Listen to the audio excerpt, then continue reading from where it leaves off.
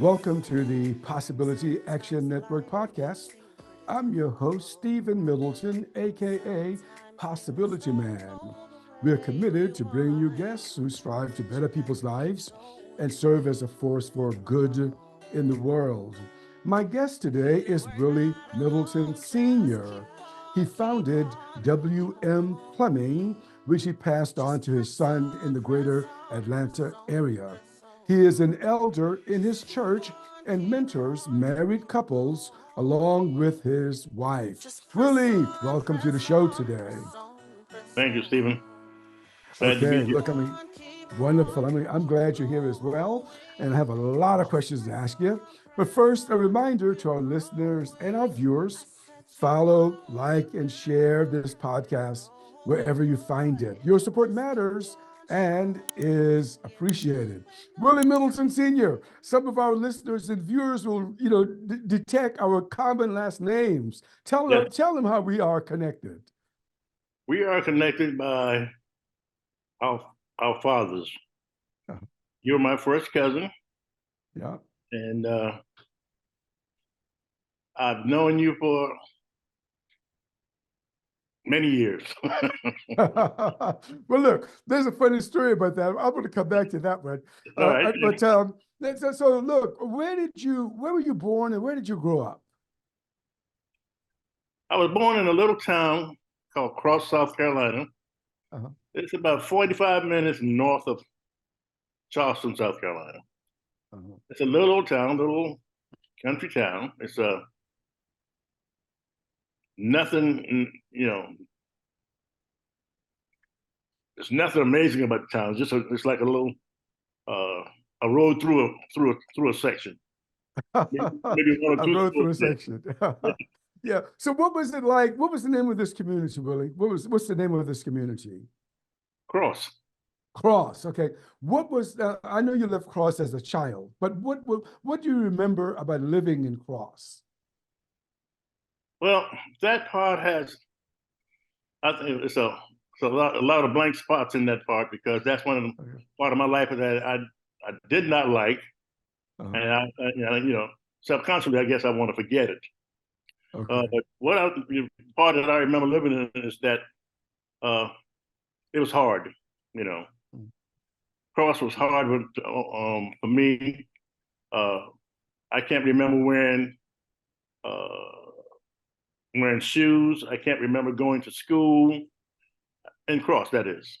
Yeah, So yeah. yeah, that part of my life I like to forget, but Uh, we also I have a brother that you can talk maybe on this podcast. Another he was the whole thing. His name is Paul. yeah. He knows everything about Cross. Right, right. Yeah, Yeah, Cross back in the day was not an easy place to live and yeah. a lot of farming, right? Did you see any of that as a child? Did you see people farming and harvesting their crops? At that time, I lived with my mother's aunt, and Uh-huh. they had a mule, and I saw him, my uncle, planting and behind a mule, Uh-huh. and I think it was corn or I think it was corn because corn was pretty tall. That's one thing I can remember about that. I see him Mm, going into the field, to go to the field, and they yeah, plow from sun up to sundown. yeah, yeah. So I So was yeah, do you recall if you all had indoor plumbing in that house in Cross? no, Uh-huh. no plumbing at all. We had what we call their water closet. Okay. It's Uh-huh. a pot, a little white pot Uh-huh. uh, that you take to bed with you at night, and you use it. Yeah. It has a cover on it, and the next morning you go discharge it. Uh-huh. I Yeah. like the way you put that. Discharge it. Okay. Uh-huh. And then you moved on to where did you go next when you left Cross? I left Cross. I went to Charleston, South Carolina, Uh-huh. 57 Aiken Street. Mm. Yeah, we lived in an apartment building. If you know the building of Charleston, these houses with a family who live upstairs and a family who live downstairs. We Yes. lived downstairs in the family, and we had one toilet, a working toilet, and running water in the place. Yeah, that was a step up for you, wasn't it? Because It was a now you giant had step. indoor plumbing. Yeah, Yes, it yeah, was a yeah. giant Now, step. as I recall, and I don't know much of it, but as I recalled, I visited your family. You were long gone Mhm. in North Charleston. Was that the same house you're talking about, or was that a different house? That's a different house. I Yeah, see. Okay. yeah, North Charleston. That was about 8 or 9 years old, something like that. Uh-huh. Yeah, when I moved down to Charleston, I was like maybe 5 or 6, something like that. Yeah, yeah. Yeah. So what was it like living in North Charleston? And I'm sure you began going to school. And what was that like for you? Again, North Charleston was great. Like you said, it was up, it was a step up for me. Uh-huh. We had indoor toilets. Everything was inside the house. We had heat. We had well, didn't have air conditioning. We had heating, and window fans and stuff like that.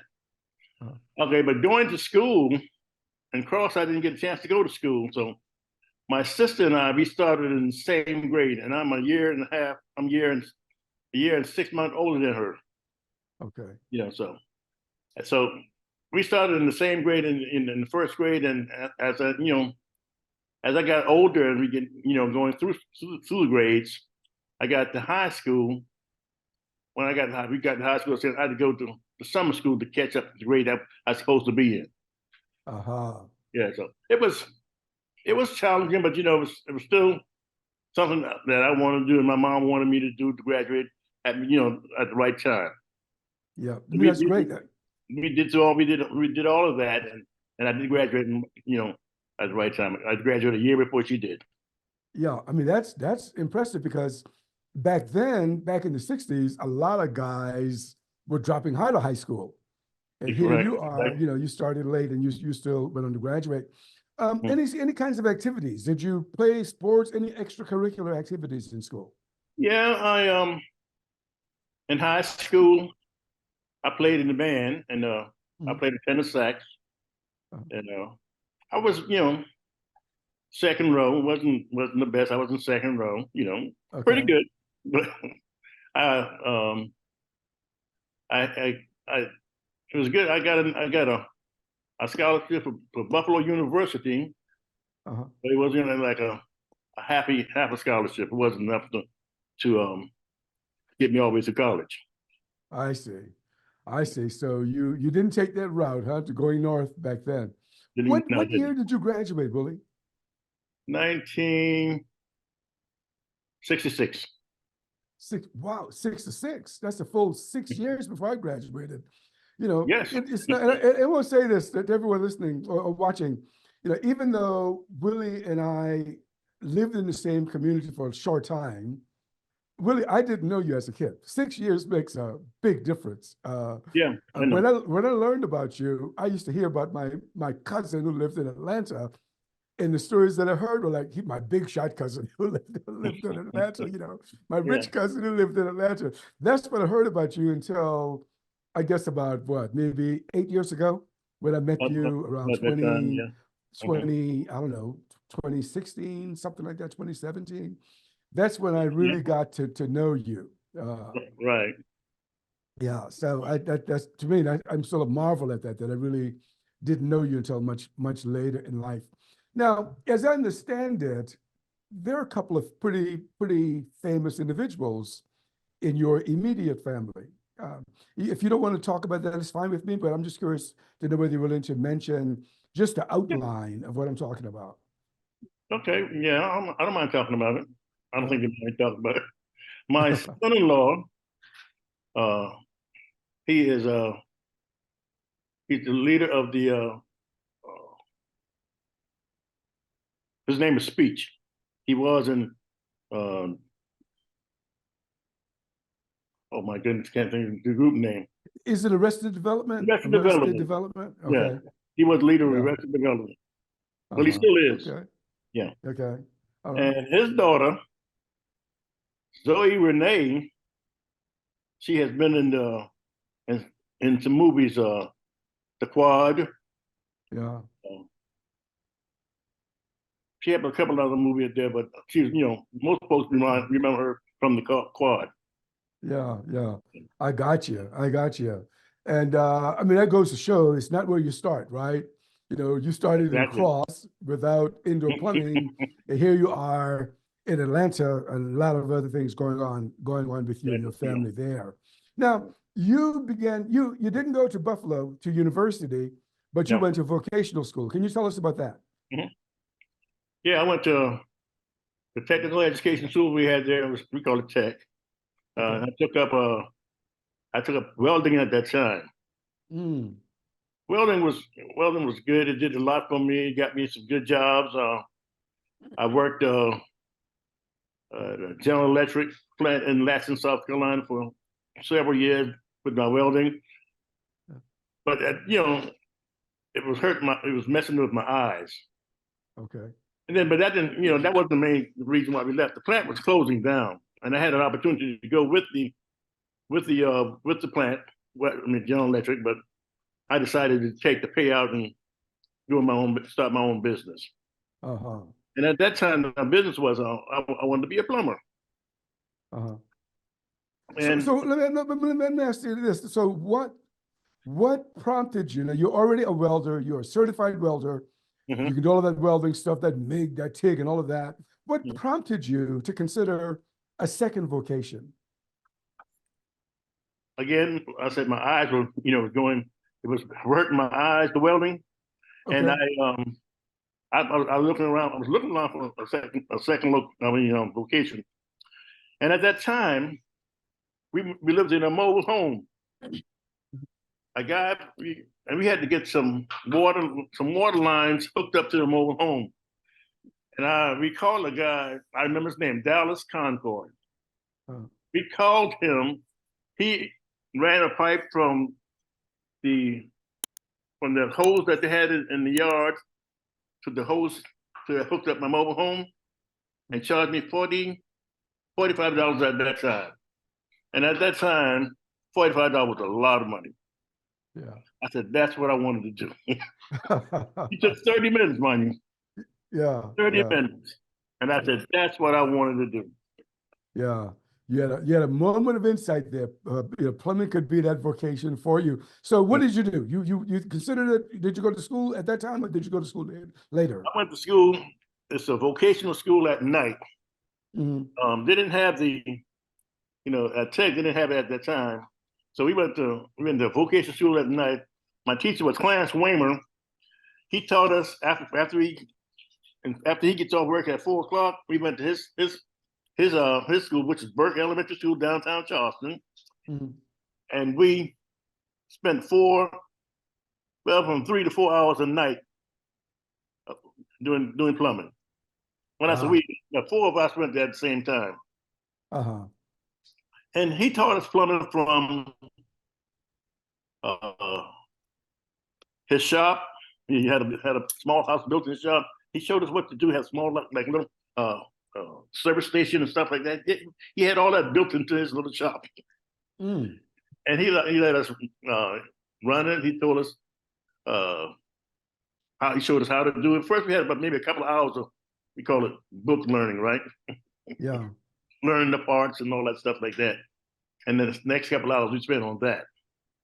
Then after that was we got pretty good with that. Then he took us out on some job sites Mhm. in the afternoon, you know, and let us work on some of his job sites for him.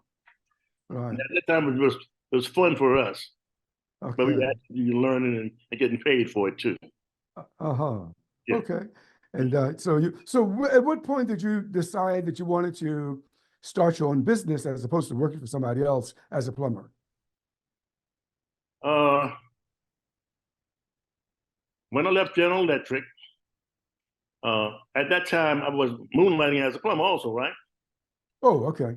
Yeah, I was moonlighting as a plumber because after I finished the course, um, we were doing little jobs on the side. We call it side hustle at the time, Yeah. and I was making just as much money side hustling as I as I was making at General Electric. So I Wow. said, let's give it a go. Hmm. So we did. You know, Hmm. we got some money together and we bought a little area in Somerville, No, first we started in the garage. Okay. We started in the garage first. Then from the garage, when we moved people out of our house in Somerville, we bought a little shop in Somerville. Uh-huh. And it grew. We had some some pitfalls, but basically it grew to be a pretty profitable business. That's great. When you said you started in your garage, it kind of reminded me of Bill Gates.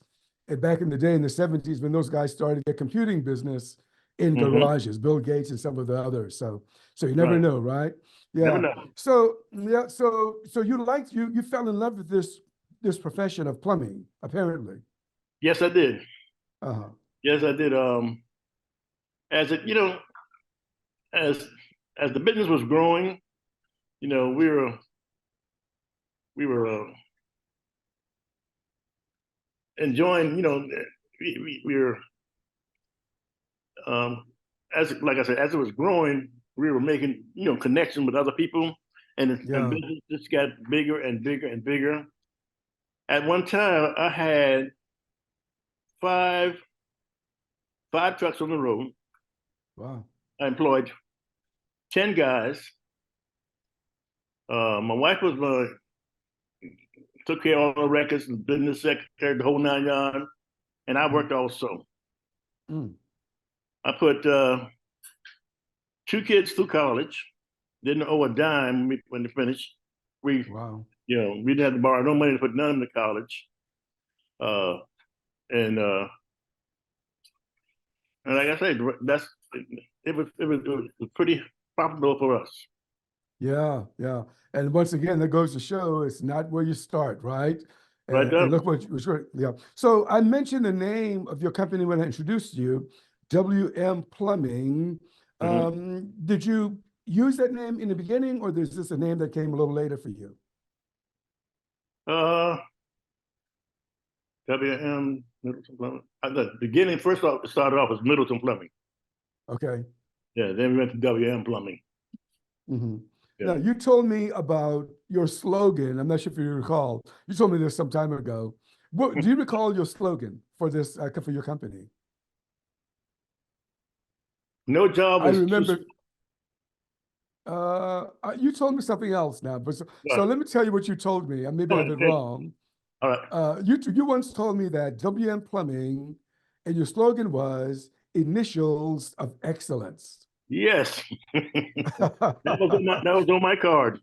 Okay, all right. Yes, it See, I was on remember. my card. I remember the small things, Billy. I Okay, remember the sure small did. things. Yeah, I yeah. did not remember that. Uh, yeah. I did, You yeah, okay. also, yeah, you also told me a story. You said that you all had traveled abroad. I think it might have been South Africa or maybe some other African countries. Mhm. And while you tell me about your trip, and if you don't recall something that you once said, I'll remind you of it about your Okay. visits in Africa. So tell us about that trip to Africa.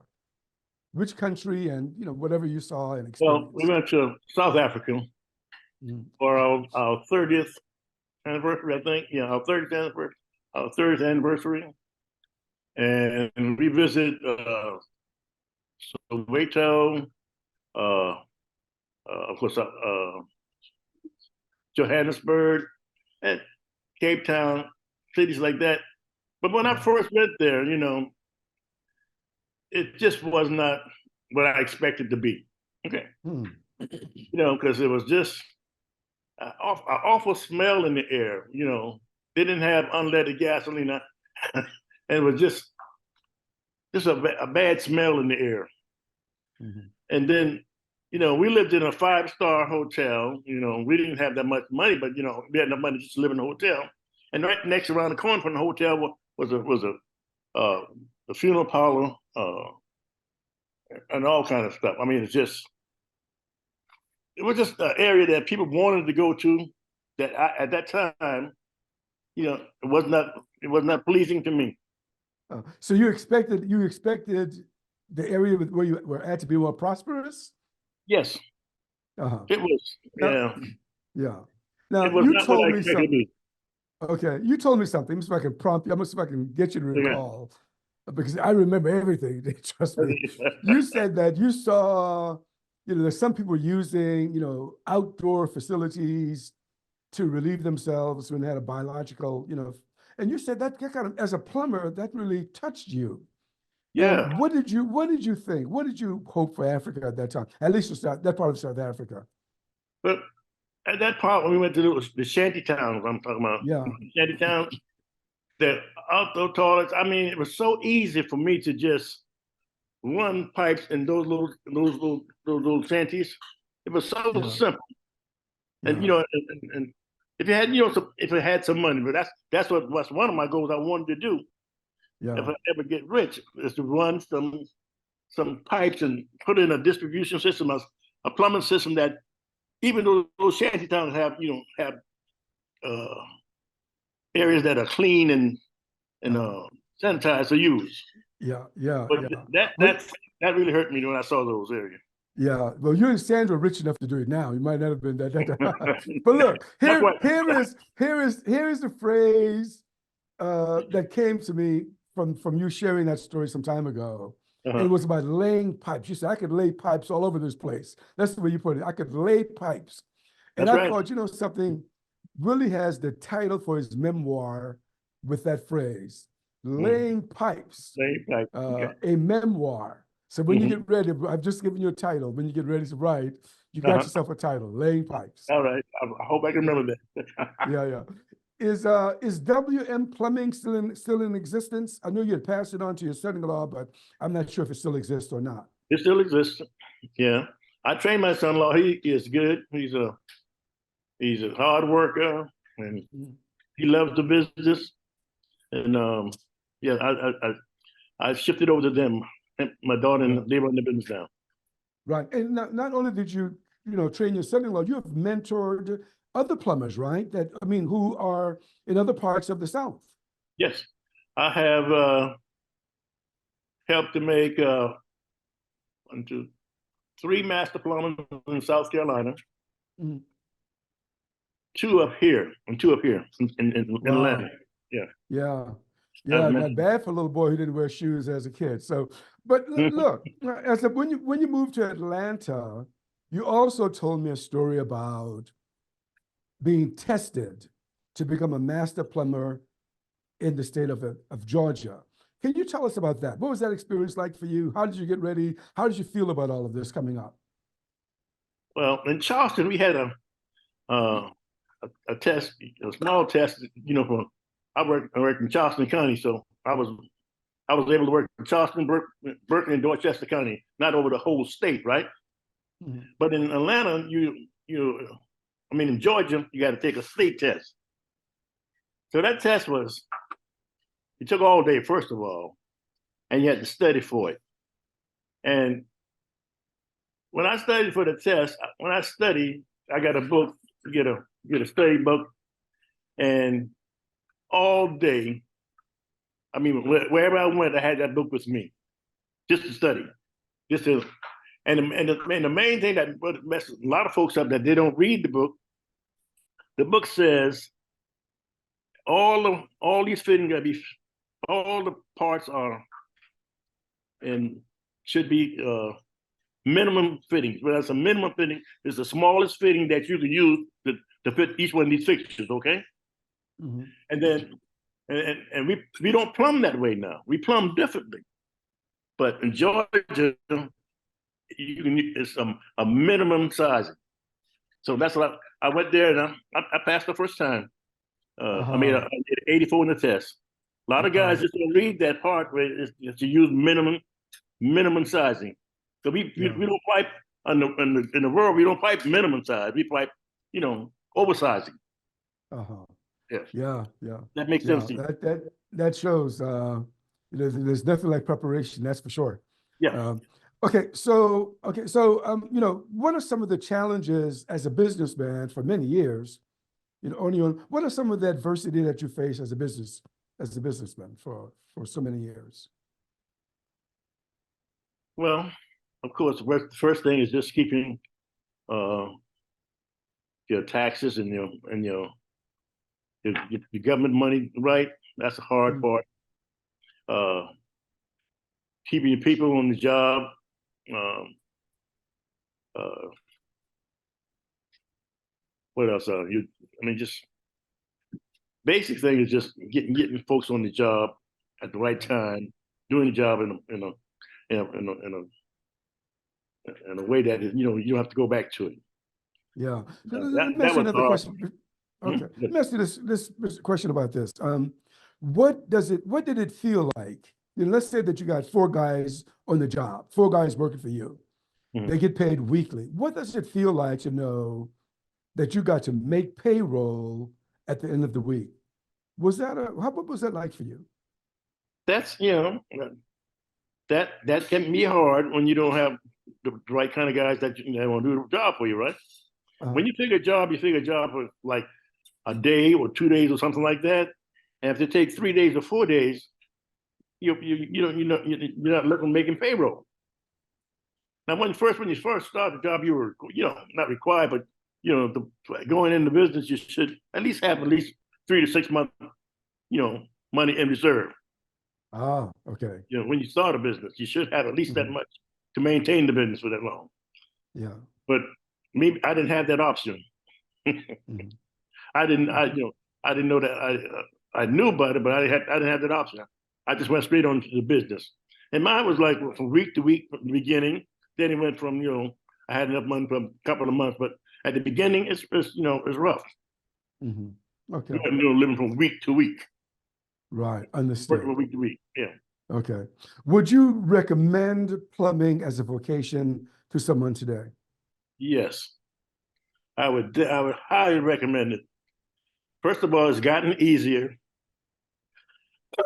Excuse me. Mhm. It's gotten easier. It's all the hard work, like the soldering and stuff like that. All that's been cut out. It's more. It's more. A lot of pipe. Better type pipes. Like water lines are made of this plastic now that when it gets cold, it goes twice the size. Then it comes back and it doesn't bust. Back in my days, Mhm. it was copper and plastic, right? And Mhm. if copper freezes, it's going to bust. Uh-huh. And it's not that a lot of things. It's now compression type fittings now instead of soldering. But that's Mhm. compression piping. You got for these pipe, these rubberized pipe that we have now. We got a a, a fixture. We call it a crimper. You put a ring on it and crimp it together and it holds. Mhm. Okay. Yeah, That's great. it's good for you to go into anything. Uh-huh. That's I would awesome. recommend highly. Okay. Okay. Nice. Now, I also wanted to talk to you because I think you've learned not only growing up in a place like Cross and, having to make your way in the world, almost, almost by yourself. Mhm. And Mhm. you've done a very good job at that. So I wanted people to get a sense of, facing adversity is not the end of it. It's not just not the end of the world. And your life surely proves that. But I also want to talk with you about any challenges or health challenges that you might have encountered in your life and how you dealt with them. So can you share anything with us about that? Yes. Well, in 1980, March of 1980, I found out I was a diabetic, and I was pretty. I was a young man then at the time, and at that time I was in pretty good shape, but I was still a diabetic. Uh, 10, 10, about 10 to 13 years later, going through being a diabetic, you don't feel too much stuff, but there's a lot of signs that a young person would miss, like I missed. That's like numbness in your hands and legs. Uh, uh, let's see, poor circulation in your blood because we didn't go to the doctor. Mhm. You know, I went to the doctor to find out I was a diabetic, and that was it. Go once in a while, but on a regular basis, no. Uh, uh, like I say, at 13 years, you didn't notice that much because basically you're diabetic, but you're like normal. Uh-huh. After that 13 years, you start having problems with with your legs and your kidney is most the first thing. My situation was my kidney. Okay. So I went to the doctor, and that's the time I'm going to the doctor regularly. I'm going to, and I'm on a regimen going to the doctor because we found the kidney was not functioning properly. 2 or 3 years we went to the doctor, with a kidney problem, and I think on the I think it was January, I think 10 years later, he told me, said my kidney will not, it's functioning at 16%. I'm gonna have to go on dialysis, he said. Now I'm still working now, and doing all this, and I'm going on dialysis. So at that time I had a choice to choose whether to go to regular dialysis, and regular dialysis you go 3 days a week, Monday, Wednesday, Friday, normally. They had another procedure they called the peritoneal dialysis. That's the one I took. You can do that from your house, from your home. And what it does, at a certain time of the night, you hook up to this machine and it cleans your body up for 8 hours. Okay. So I did that for a long time, and excuse me, and I had to, and the kidney was just stopped functioning, and I had to get a kidney because things were going bad. Hold on for 1 second. I want to talk about it, but when you got the diagnosis, Willie, yeah, and find that you had to go on dialysis, how did you feel about that? What were some of your emotions? Well, you feel sad, you feel bad. You don't want to. You don't want to. You're out of it. But but the kidney, when you're on dialysis, first of all, you're sort of sluggish anyway, and then you don't want to do things with people. They ask you to go someplace. You're too tired to go and stuff like that. So I was feeling pretty bad. Yeah. So how did you work through? How did you work through those lowered feelings? When you get this diagnosis, you have been a vigorous man, having your own business, and you're slowed down. How did you handle, those emotions? Well, I can't tell you how I handled it, but I did. You did. Oh, okay. I did. All right. Okay.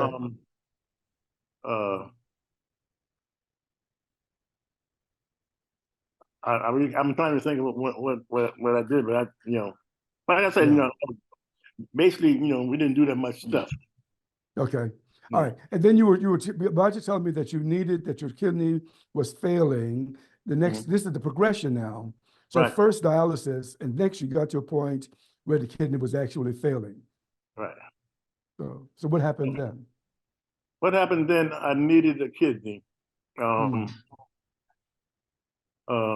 Each morning when I would get up in the morning, I would throw up every morning.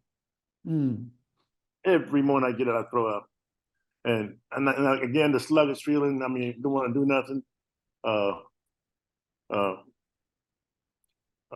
I had, at that time, I would go to the job just to check the guys. I couldn't work. I wasn't doing no working at that time. So I needed a kidney, and being the type of person I am, a young man from Cross that don't want nobody to know what's going on into his life. I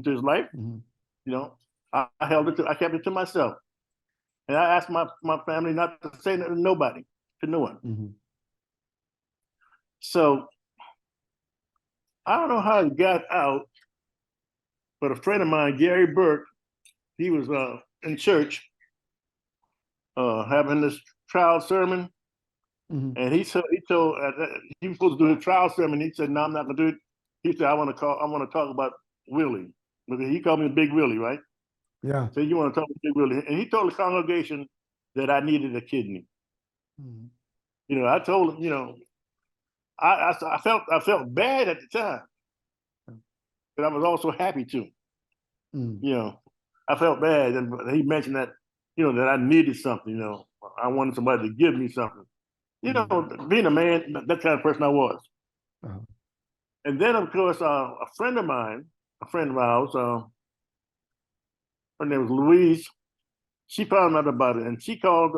She called Sandra and I one night, had a meeting with us, and said, "Why did you tell me that you needed a kidney?" Mm. So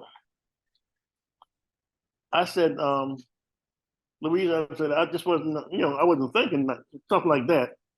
So she said, I want to go check. She got checked, and she was a match, Wow. you know. And that night, normally I don't cry, Mm. but I break down and cry that night. You Yeah. know, she said she loved us so much that I should have said something to her, Mm. Mm. and Yeah, I did.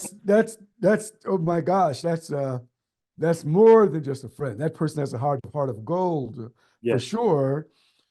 So what was that? I mean, so going in, just take us there, Hmm. knowing that you're going in for a kidney transplant. How did you feel about all of that? I mean, what were you feeling and thinking? What were some of the thoughts running through your head? I was scared. Um, I you know I didn't like going to hospital because when we raised up, we didn't have hospital, and we didn't we didn't go. I didn't go to hospitals. Yeah. So I'm in this little room here with these people coming in all the time checking me. I mean, I was really scared. Okay, Mhm. so I thought I'd be there for almost a month or stuff like that. So the surgery went well. Everybody turned out pretty good. And believe me or not, 4 days I was out of the hospital. Wow. But and I have not felt no pain yet today. Did she share whether she had some fears, concerns, or anything like that? No, she didn't have no fears at all. She wanted to do it. And that's Yeah. what she wanted to do because she loved us. That's, oh my God. I mean, because when you're talking about donating a kidney, that means going into surgery Right. to have a healthy organ in your body taken out. So man, I tell you what, I wouldn't mind talking with her in the podcast, to see what that was like. Okay. I might set it up for you. Well, look, try because I would like to get into to find out about that. Okay. How did she make this decision? I mean, I would love to talk with her. Okay, Okay. so that's awesome, Willie. I'm so. How many years ago was that when you got the transplant? I got transplant in October the 28th, 2011. Wow, how many years? Do the math. Whoa, that's a long time ago. Long time ago. Yeah, that's wonderful. And And look at how big and strong you are. Oh Lord. my kidneys is still producing real good. I mean, it's doing great. I just had blood test drawn yesterday, and Uh-huh. it's doing great. That's fantastic. Okay, so you faced it. I mean, you faced this adversity. I mean, some people caved in, but you faced it pretty bravely from where I sit. But that wasn't the only thing that you faced, was it? No, well, see, the kidney was the first huge, first operation I ever had. And Mm. then, like I said, I was going into it. I didn't the unknown. I didn't know what's going to happen and stuff like that. And at that time, that morning at 6:30 in the morning, that's the first time my faith was tested. Mm. When you said, what do we uh, handle our challenges? For me, it was faith. And see, I didn't know that I didn't know what would happen until I did everything over to God. That morning, Mm. I told Sandra, I said, "Hey, I said I'm just gonna forget it. I'm gonna trust God that's gonna get me through this. That He's gonna get me through this." Now, you back up a couple more years. Now, I was a Christian a long time before that, right? But Mm. my faith was never tested. So that's what I tell my family. That's when I really became a Christian Uh-huh. that day. Yeah. Yeah. Uh-huh. I got it. I got it. I think I'm going to give this podcast the title, Adversity, Faith, and Resilience. How about that? That sounds good. Okay, so any other challenges that you care to share with us regarding health, and you want to continue talking about, how does one deal with a health challenge or any challenge for that matter. Is there anything else you care to share? Yeah. After that, it wasn't over because of the diabetes. I lost my right leg first. Mhm. When I say right leg, I mean right foot. Mhm. It came up 14 inches up, and they cut my right foot off. Okay, so what were some of the symptoms before you recognized that you were having a problem with one of your legs, and particularly the foot?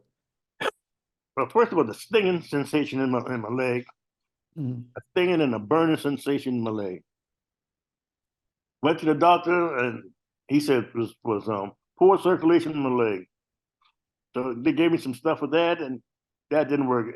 And it started burning more and more and more. I couldn't take it no more.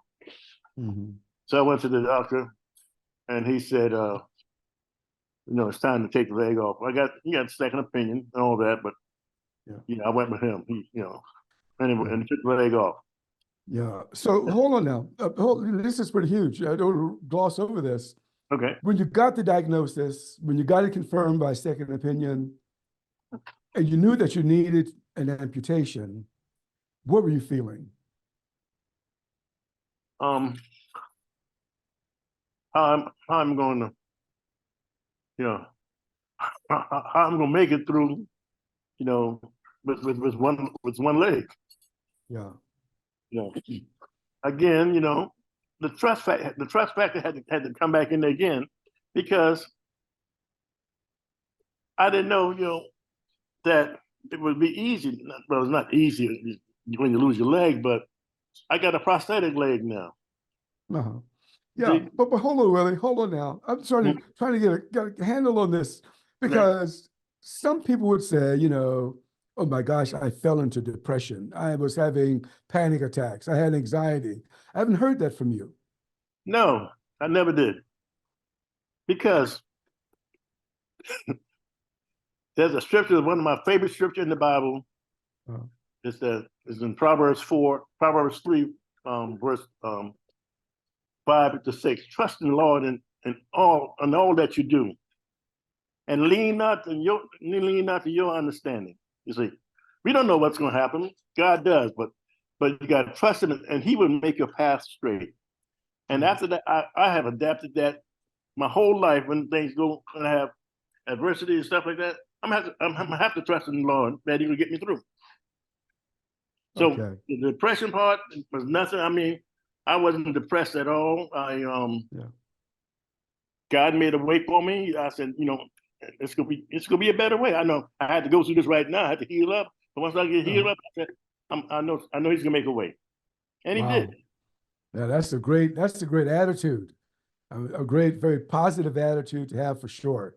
Mhm. Okay. So you lost a leg, you got fitted for prosthetics, and moving on, anything else in terms of a health challenge? I lost the other leg a year later. Mhm. I know that must have hit you hard, Willie. Come on now. I It know it did. must have hit you pretty hard. It did. It Uh, did because I was not mobile, and I couldn't drive then. Um, with my right leg, I was driving my left leg. Right when I lost my right leg, I was driving my left leg. But when I lose my left leg, I couldn't drive at all. mhm. And so I was a little upset for a little while, but you know, it didn't get me down. Yeah. Because I had the right leg prosthetic. I thought I could drive with the left leg prosthetic, which you, Mhm. you can't. I mean, I couldn't Yeah. because you can't judge. When you use prosthetic leg to hit the brakes or gas, you can't judge. You don't have no feeling down there. Right. Right. How far you Let can. me ask you this real quick. Did Huh? you consider, getting devices on your steering wheel of your car that would allow you to drive and braking and all of that stuff? Yes, I did that one time, but the old beat up truck I had, I was driving. Uh-huh. the the device, putting the device on it was worth more than the truck. Okay. Okay. My Got you. thing, I thought I was Okay. gonna get a new truck first, then put the device on, in which I never did get the new truck. Okay. Okay. Okay. Yeah. All So right. Yeah. So that, yeah, I mean, as I said before, some people have handled it with a lot of fear, anxiety, and depression, but your faith kept you strong. Do you have a family history of diabetes, of type 2 diabetes? Or Yeah, was it? it's on I think it's my mother's side. Oh, But it's strange enough that, my brother got, me and my brother got it, and my sisters don't have it. yeah, yeah. So I So, don't know. yeah. So, I mean, I know you've learned a lot, you've grown a lot over the years. What advice? I mean, is there something that people can do to better their chances in terms of diabetes and managing it, or perhaps even reversing it before you got? Have you learned anything along the way that you can share about what people can do to help themselves?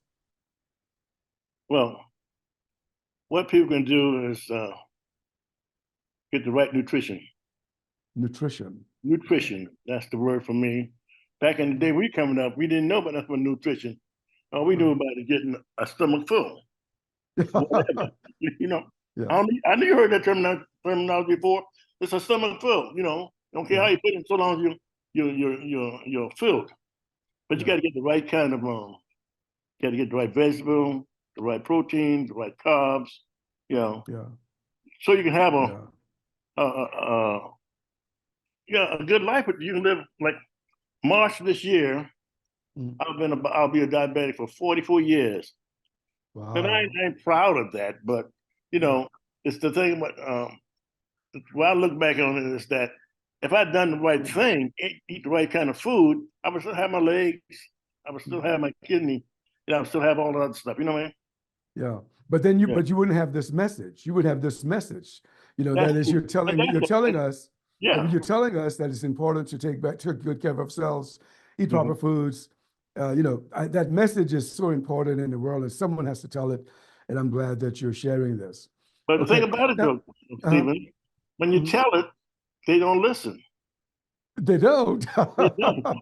I was teaching a class, and I was telling these kids about this, being a diabetic. They're not listening because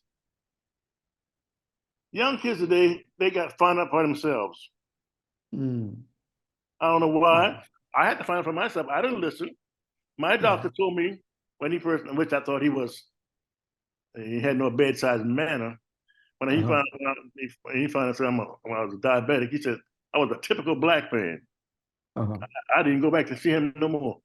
On that point, real quick, would you have felt better about that comment if it was coming from a doctor who happened to have been African American? Would you have felt better about it? I guess I wouldn't have been so much insulted. Okay. I would feel a little bit better, but I still would have been. I wouldn't have gone back to him because I never consider myself be typical. But he said that, like every black man 25, 26 years old will get we can do this and do that, do that. That's typical. I don't think every person do the same thing. Okay, got you. Okay, I got you. All right, I want to talk to you about one other thing, if you have time. Okay, so I know that you and your wife mentor, married couples and maybe others in your church. What is it like? Well, let me ask you a different question. What are some of the things that couples may bring to you all whereby they need help? What are some of the things? Well, one of the main things is well,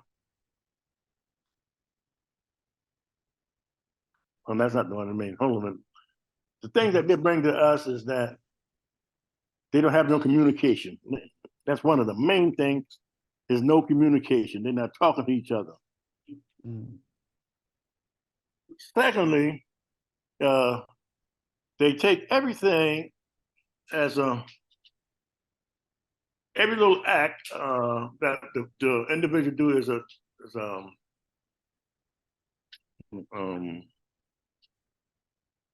I can't think of the word I'm thinking about that. They take offense to anything. Yes, every little thing, and it's a die. This is a thing I can't handle. I can't have this. This is a break. This is this is a deal breaker, Yeah. and everything shouldn't be a deal breaker. Right. Then the next thing, the last thing is that when they go to get that advice, they go to people on the same level that's going through the same thing that they're going through. Uh-huh. You see, so we try to teach them. You know, we got in our group, our marriage ministry group, we got folks that have been married 50 years, 30 years, 20 years, Sandra and I, we married 55 years. You know, we got all the experience there, but some of them, like I say, some of them go to people that married, 2, 3, 4 years to get advice. Yeah. Right. I got you. Yeah. And but the most thing, like I said, is the communication. They don't want to communicate to each other. Mm-hmm. Mm-hmm. How long have you been engaged in this ministry? Approximately 20 years, I think. Wow, that's a long time. Yeah. That's a long time. What do you love about it? You must love it. What do you love about, being someone who works in the marriage ministry? Helping the young marriages make it, because there's so much problem around with young marriages. They just don't, like I said, they can't take nothing. Every time something happens, it's a deal breaker. Yeah. And everything is not a deal breaker. Yeah. They forget the word forgiveness. Yeah. Nobody wants to forgive. Mm-hmm. It's a deal breaker. I'm gone. It's over with. Marriages like that. We try to save marriages like that. That's great. I'm glad you're doing it.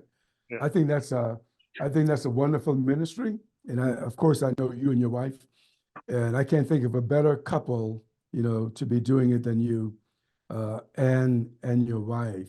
Okay, Willie, look, I've really enjoyed talking with you. Is there anything else that you want to share with us about adversity, about faith and resilience before you and I conclude today? Well, you said it, to go through adversities, you got to have the faith and you got to have trust. I don't know where I'd be today with all the stuff that I went through, without having faith in God and trusting that He will get us through these things. Now, and then, and another thing too, you got to have family too. Yeah. Your family got to be behind you. I had my family was great as I went through all those changes. Mm-hmm. I had the support that I needed. In fact, I didn't have time to go and be depressed because they were there all the time, cheering me on. You know what I mean? That's wonderful. Mm-hmm. There's nothing like a supportive community, and a family is that basic community for sure. So mm-hmm. that's so wonderful. Well, yeah. Mr. Willie Middleton Sr., I just want to say for the record too, I've always respected you and Sandra and what all you all have accomplished in Atlanta, and that's just, for me, that's just amazing. So wanted to have this conversation with you, and I hope that someone else could be inspired by hearing your story, coming up from Cross and being in the big hot Atlanta area today. It's hot too. Yeah. Thank you so much, Willie. Happy to have you here today. Thank you for having me, man. Appreciate it. Right. You have been listening to the Possibility Action Network podcast. I'm your host, Stephen Middleton. Our guest today has been Willie Middleton Sr. Until next time, good day. You are not alone, just keep